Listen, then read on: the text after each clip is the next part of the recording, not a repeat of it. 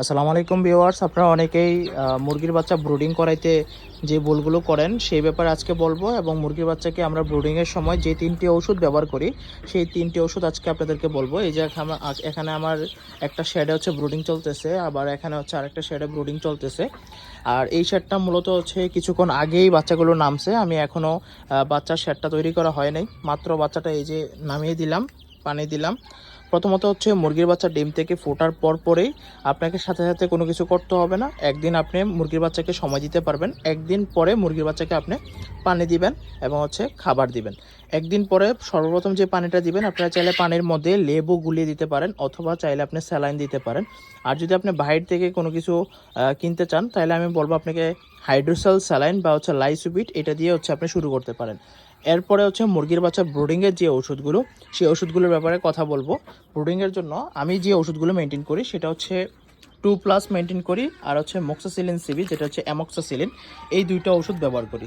আপনি এই দুইটা ওষুধ ব্যবহার করবেন। আর এই দুইটা ওষুধ 3 দিন চালানোর পরে তারপর হচ্ছে বিটা 3 চলবে। বিটা 3 তারপর আপনি হচ্ছে 5 দিন চালাতে পারবেন। প্রিয় ভিউয়ার্স, এই 3টা ওষুধ, এই প্রথম দুইটা হচ্ছে 3 দিন চলবে। 3 দিন পরে এরপরে এটা 3 দিন চলবে।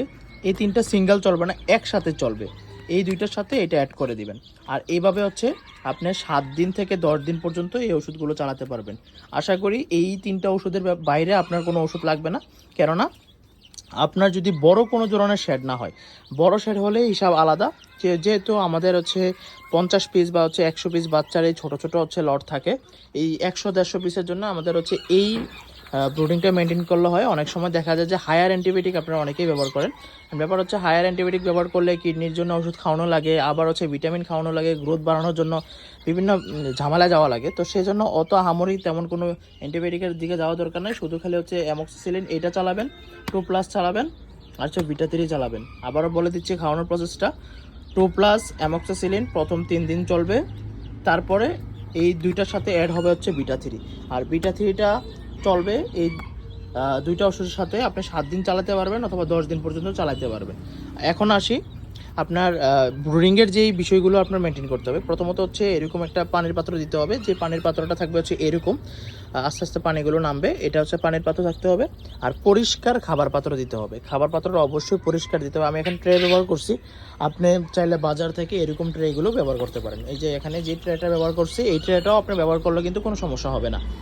তারপরে আছে এই আপনার হচ্ছে তাপ ব্যবস্থাপনা। প্রথমত হচ্ছে যে বাচ্চাকে ডিম থেকে ফুটে বের হওয়ার পরে আপনাকে একটা লাইটের নিচে রাখতে হবে। লাইটের নিচে রাখলে বাচ্চা সঠিক তাপ পাবে এবং হচ্ছে বাচ্চাগুলো সুস্থ থাকবে, খুব দ্রুত না